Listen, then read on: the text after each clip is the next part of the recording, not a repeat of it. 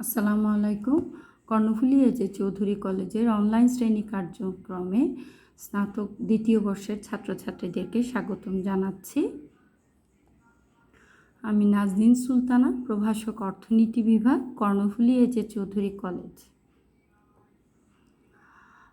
আজকে আমি পড়াবো অর্থনীতি তৃতীয় পত্র সামষ্টিক অর্থনীতি। গত ক্লাসের ধারাবাহিকতায় আমি পড়াচ্ছি। গত ক্লাসে অধ্যায় 4 পড়িয়েছি, সেটা ছিল অধ্যায় বিনিয়োগ। বিনিয়োগের মধ্যে সঞ্চয় বিনিয়োগ কাকে বলে পড়িয়েছিলাম, তারপর স্বয়ংভূত বিনিয়োগ, প্ররোচিত বিনিয়োগ কাকে বলে, এদের মধ্যে পার্থক্য, তারপর তোমার সঞ্চয় বিনিয়োগ ও মূলধনের মধ্যে সম্পর্ক, এই প্রশ্নগুলো পড়িয়েছিলাম। তোমরা কতটুকু পড়েছো জানি না, কোনো ফিডব্যাকও আমরা পাই না। তাহলে আজকে দেখো মোট বিনিয়োগ ও নিট বিনিয়োগ কাকে বলে এটা পড়াবো। স্থায়ী ও ইনভেন্টরি বিনিয়োগ কাকে বলে, মূলধনের প্রান্তিক দক্ষতা কাকে বলে, চিত্রসহ ব্যাখ্যা করো। এখানে খেয়াল রাখো, আমি যে ডিটেলস পড়াবো তার মধ্যে কিন্তু এক মার্কের যে প্রথমে 10টা ছোট ছোট এমসিকিউ মতো প্রশ্ন থাকে, ওগুলোর কিন্তু উত্তর ম্যাক্সিমাম চলে আসবে। তাহলে একটু খেয়াল করো, মোট বিনিয়োগ ও নিট বিনিয়োগ কাকে বলে।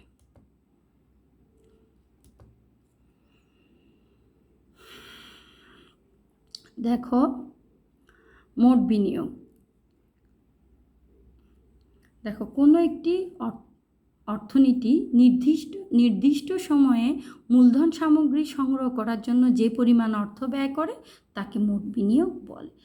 তাহলে যেমন আমাদের এক দেশের অর্থনীতি আছে, সেটা কি করি আমরা সাধারণত, আমরা 1 বছরের জন্য কি করি, মূলধন সামগ্রী সংগ্রহ করার জন্য একটা অর্থ ব্যয় করে থাকি, এটাকে আমরা কি বলি, মোট বিনিয়োগ।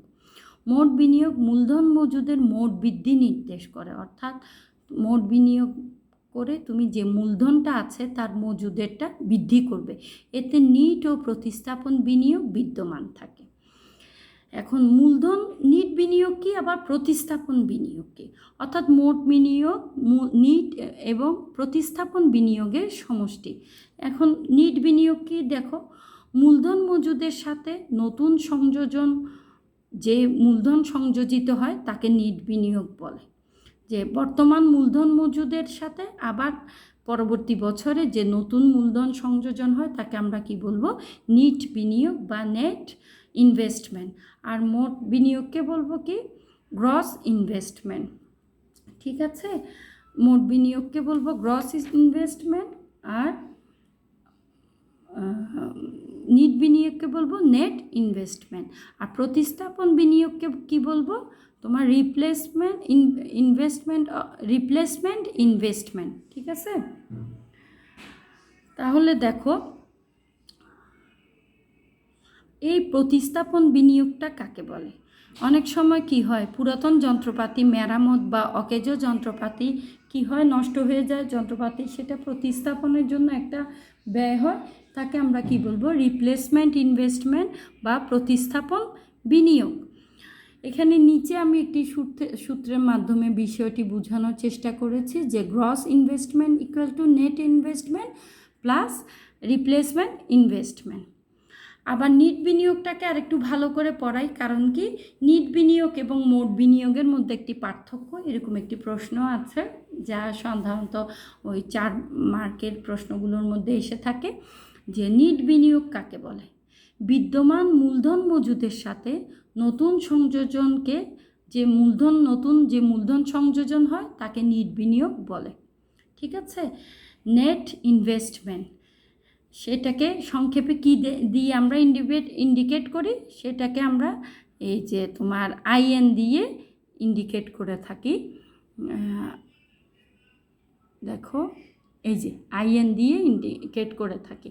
তাহলে বিদ্যমান আমাদের একটা অর্থনীতিতে কি আছে, একটা মূলধন কিন্তু বিদ্যমান আছে, তার সাথে যে নতুন মূলধন সংযোজিত হয় তাকে আমরা বলবো নেট ইনভেস্টমেন্ট।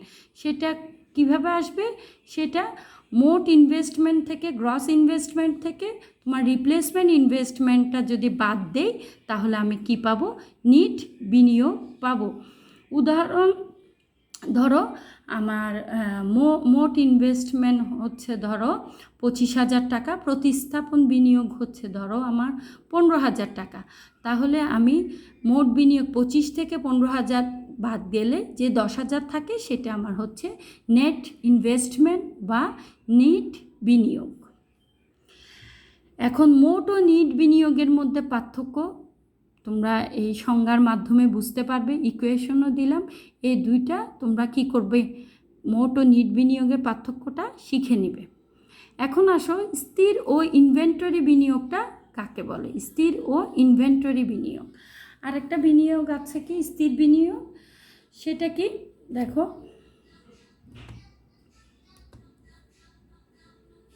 সরি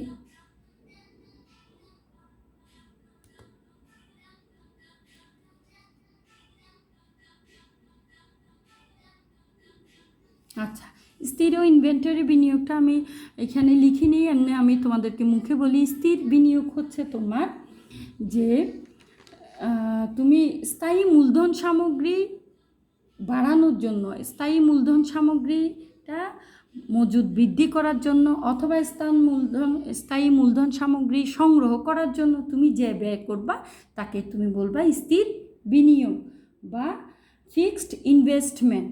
ইংরেজিতে কি বলে, স্থির বিনিয়োগকে ফিক্সড ইনভেস্টমেন্ট। আর ইনভেন্টরি বিনিয়োগটা কি, তোমার চলতি কোনো সমস্যা হলে, উৎপাদনের বাড়াতে হলে বা দ্রব্য কাঁচামাল মজুদের জন্য যে অর্থ খরচ হয় তাকে আমরা কি বলবো, ইনভেন্টরি বিনিয়োগ। তাহলে কি তোমার স্থির বিনিয়োগটা হচ্ছে তোমার দীর্ঘকালের জন্য, ইনভেন্টরি বিনিয়োগটা হচ্ছে তোমার স্বল্পকালের জন্য। তাহলে বোঝাতে পেরেছি কি না জানি না যে স্থির ও ইনভেন্টরি বিনিয়োগ কাকে বলে। স্থির হচ্ছে স্থায়ী মূলধন সামগ্রী সংগ্রহ বা যোগান বৃদ্ধির জন্য তুমি যে বিনিয়োগ করবে তাকে তুমি বলবে স্থির বিনিয়োগ বা ফিক্সড ইনভেস্টমেন্ট। এবং ইনভেন্টরি বিনিয়োগ কাকে বলে, তোমার কি দ্রব্য ও কাঁচামাল মজুদের জন্য যে অর্থ খরচ করা হয় তাকে আমরা কি বলবো, ইনভেন্টরি বিনিয়োগ।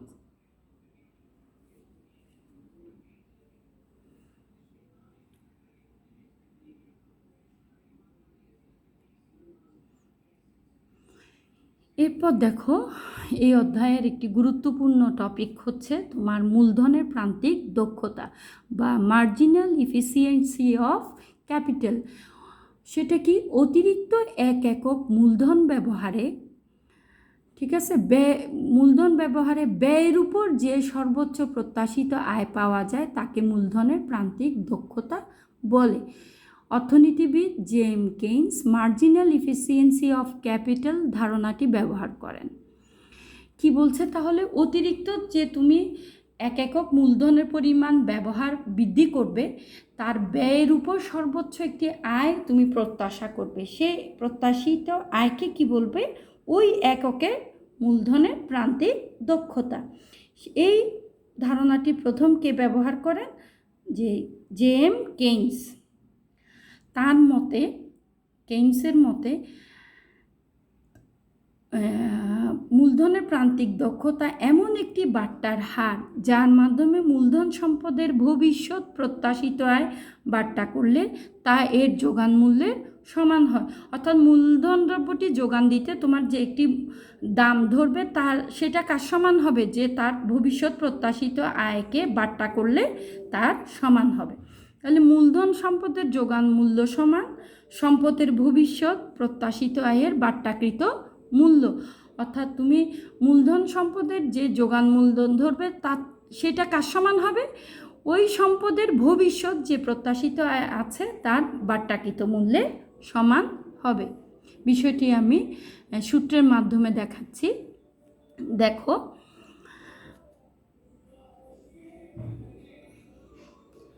এখানে C0 হচ্ছে তোমার মূলধনের যোগান মূল্য, ওই সম্পদের যোগান মূল্য। তারপর দেখো,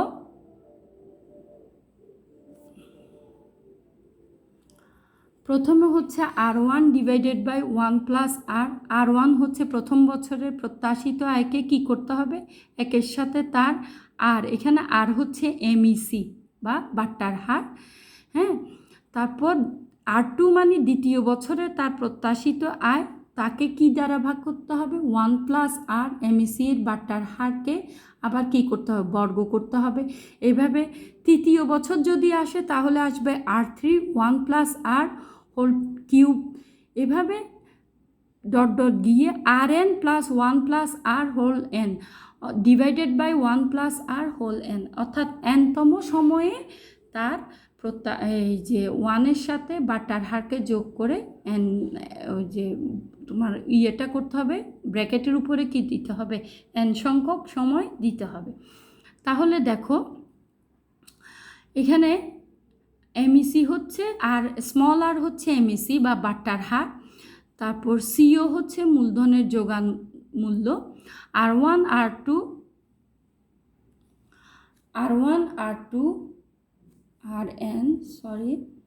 RN এগুলো হচ্ছে 1, 2, n সময়ের মূলধন সম্পদের প্রত্যাশিত আয়, অর্থাৎ R1 R2 R3 এভাবে যেতে যেতে n সংখ্যক, অর্থাৎ কোনো নির্দিষ্ট নাই, n সংখ্যক সময়ের কি মূলধন সম্পদের প্রত্যাশিত আয়।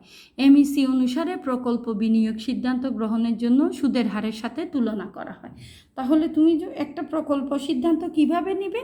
সুদের হারের সাথে এমইসির একটা কি করতে হবে? তুলনা করতে হবে। সেটা কীরকম দেখো, আমি নিচে দিলাম যে দেখো এখানে যে এমইসি গ্রেটার দেন আই মানে সুদের হার, ঠিক আছে? এমইসি যদি সুদের হারের থেকে বেশি হয়, অর্থাৎ তোমার মূলধনের প্রান্তিক দক্ষতা যদি সুদের হারের চেয়ে বেশি হয়, তাহলে এমইসি লাভজনক, প্রকল্পটি লাভজনক। এমইসি লেস দেন আই হয়, অর্থাৎ সুদের হারের চেয়ে যদি মূলধনের প্রান্তিক দক্ষতা কম হয় তবে অলাভজনক প্রকল্পটি। আর এমইসি ইকুয়াল টু আই হলে, অর্থাৎ সুদের হার এবং এমইসি সমান হলে তবে লাভ লোকসান নিরপেক্ষ, অর্থাৎ লাভও হতে পারে, মানে ক্ষতিও হবে না, লাভও হবে না, ঠিক আছে? এটা এখন একটি উদাহরণের মাধ্যমে আমি দেখিয়ে দেই। ধরি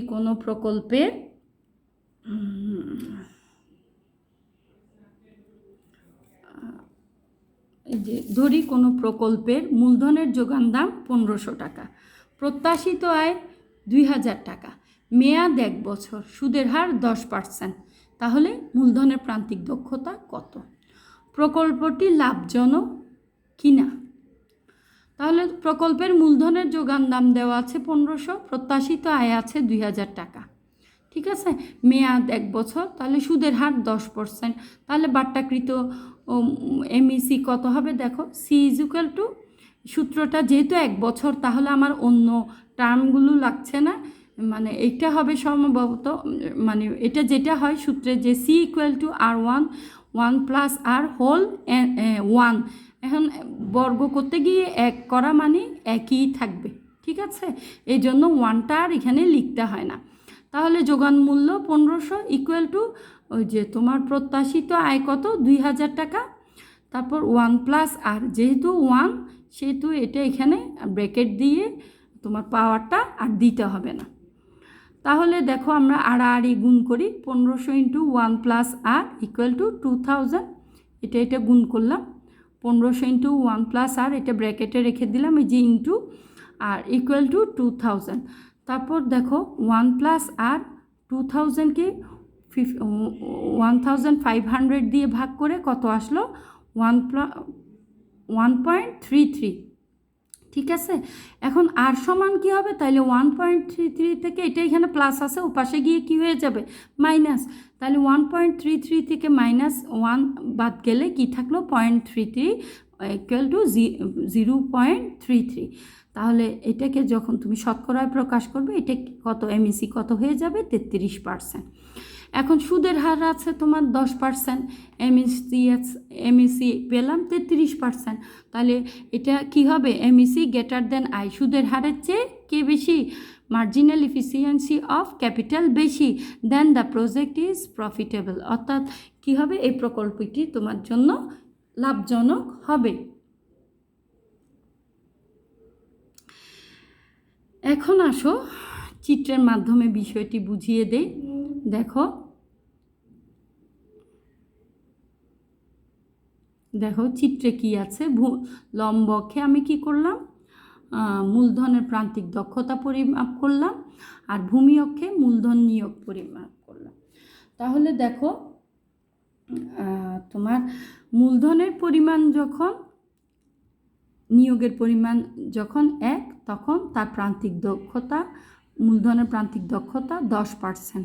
নিয়োগের পরিমাণ যখন বাড়িয়ে দিলাম, মূলধনের প্রান্তিক দক্ষতা কমে হয়ে গেল 5%। এই দুটো বিন্দু যোগ করে যে রেখা পাই সেটা হচ্ছে আমার এমইসি রেখা। রেখাটি বাম হতে ডান দিকে নিম্নগামী। মূলধনের নিয়োগ বাড়লে মূলধনের চাহিদা বাড়ে। মূলধনের চাহিদা বাড়লে কি হয়ে যাবে, মূলধনের যোগান দাম বেড়ে যাবে, ফলে কি হয়ে যাবে, এমইসি কমে যাবে। মূলধন নিয়োগ বাড়লে আবার কি হবে, উৎপাদন বাড়বে, দাম কমে, মুনাফা কমে, ফলে এমইসিও হ্রাস পায়। এসব কারণে কি হয়ে যায়, এমইসি রেখা ডান হতে বাম দিকে নিম্নগামী হয়। তাহলে যদি এখানে আরেকটা প্রশ্ন আসতে পারে যে মূলধনের প্রান্তিক দক্ষতা কাকে বলে, চিত্রসহ ব্যাখ্যা করো, এটাও আসতে পারে। তুমি গাণিতিক উদাহরণ চিত্র দিয়ে ব্যাখ্যা করে দিবা। অথবা আরেকটা হতে পারে যে মূলধনের প্রান্তিক দক্ষতা কাকে বলে, এটা যদি 4 নাম্বারের মধ্যে আসে তাহলে এই চিত্রটা দিয়ে তুমি বর্ণনা করে দিবে। ঠিক আছে। আর যদি বলে যে মূলধনের প্রান্তিক দক্ষতা কাকে বলে, কিভাবে তুমি বিনিয়োগ সিদ্ধান্ত নিবে, সেহেতু কি করতে হবে, তোমাকে ওই এমএসি এবং সুদের হারের সাথে তুলনা করে উত্তর করতে হবে। তাহলে এখানে আরেকটি প্রশ্ন দিলাম, মোট বিনিয়োগ ও নিট বিনিয়োগের মধ্যে পার্থক্য। তাহলে মোট ও নিট বিনিয়োগের মধ্যে পার্থক্য, আর হচ্ছে তোমার আগেরটা ছিল যে, আমরা একটু পূর্ববর্তী বাড়ির কাজটার দিকে যাই।